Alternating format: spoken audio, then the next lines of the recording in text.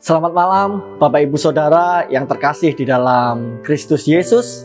Malam hari ini sekali lagi kita akan merenungkan kebenaran firman Tuhan yang saya angkat dari Yosua pasal yang ke-7.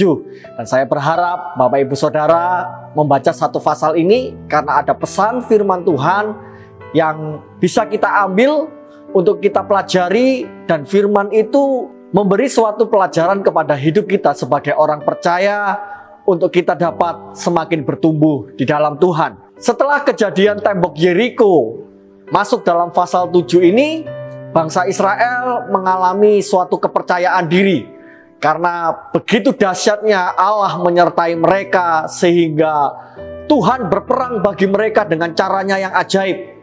Masuk di pasal 7 ini mereka harus menghadapi kota yang bernama Ai dengan penduduk orang Amori. Setelah melakukan pengintaian, Yosua memutuskan untuk mengirim 2 atau 3.000 pasukan saja untuk menggempur kota Ai. Karena menurut laporan penduduk kota Ai sangat sedikit dan sangat logis ketika Yosua hanya mengirim 2 atau 3.000 pasukan saja untuk menggempur kota ini. 3.000 pasukan Israel berangkat untuk menyerang kota Ai. Apa yang terjadi? Israel mengalami kekalahan. Mereka lari tunggang langgang. Tentara mereka kalah dalam berperang. Rakyat kota Ai mempermalukan tentara-tentara Israel. Dan fakta ini membuat Yosua tawar hati. Dia mengoyakkan jubahnya sebagai tanda perkabungan yang mendalam. Dia sujud di hadapan tabut Tuhan, bertanya kepada Tuhan, mengapa ini harus terjadi? Di ayat yang ke-10, Tuhan menjawab apa yang menjadi pertanyaan Yosua. Tuhan membuka suara, dia menunjukkan penyebab kekalahan telak yang dialami oleh umat Israel, yaitu bangsa Israel telah berbuat dosa. Seorang yang bernama Akan mencuri barang-barang yang telah dikhususkan. Itu sebab Tuhan berpaling dari Israel. Ketika Yosua menyelidiki kasus ini, lalu Akan mengakui segala perbuatannya, maka Akan dihukum mati. Dan semua barang yang dicuri dibakar sampai habis. Lewat peristiwa yang Alkitab tuliskan dalam Yosua pasal 7, kita menarik suatu pelajaran yang harus kita mengerti dan harus kita terapkan dalam hati kita. Tindakan individu manusia ternyata berdampak pada komunal yang ada.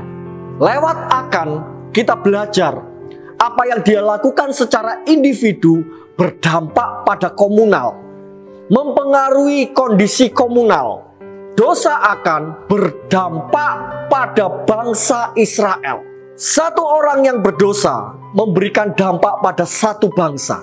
Itu artinya tindakan kita secara individu akan berpengaruh, memiliki konsekuensi serius kepada orang banyak.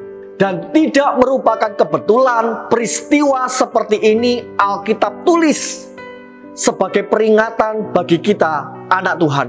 Kita harus berhati-hati dalam bertindak. Apa yang kita lakukan secara individu membawa efek, membawa dampak bagi orang banyak. Itu sebab lewat kebenaran firman Tuhan malam hari ini, mari kita renungkan. Kita minta hikmat yang daripada Tuhan. Sebelum kita bertindak, minta pimpinan Roh Kudus. Sebelum kita mengambil keputusan, minta hikmat yang daripada Tuhan. Tindakan kita, keputusan kita secara individu bisa memberi dampak berkat bagi orang lain. Lewat kesempatan ini, saya berpesan kepada para imam, kepala keluarga, selalu minta hikmat kepada Tuhan untuk kita dapat memimpin keluarga kita. Karena apa yang kita putuskan, apa yang kita lakukan akan berdampak pada diri sendiri dan berdampak pada keluarga kita. Kepada para pemimpin, dimanapun Bapak Ibu Saudara dipercayakan oleh Tuhan, mari hikmat Tuhan menjadi bagian dalam hidup kita, untuk kita melakukan, bertindak sesuai dengan kebenaran firman Tuhan, sehingga tindakan kita memberi efek yang baik bagi orang banyak. Hidup kita mempunyai dampak bagi orang lain, dan dampak itu dampak yang diberkati oleh Tuhan. Setiap tindakan kita pasti mempunyai konsekuensi. Dan kita berdoa malam ini kepada Tuhan, untuk Tuhan beri hikmat kepada kita, untuk kita selalu berhati-hati dalam mengambil tindakan. Selamat malam, selamat beristirahat. Tuhan Yesus memberkati.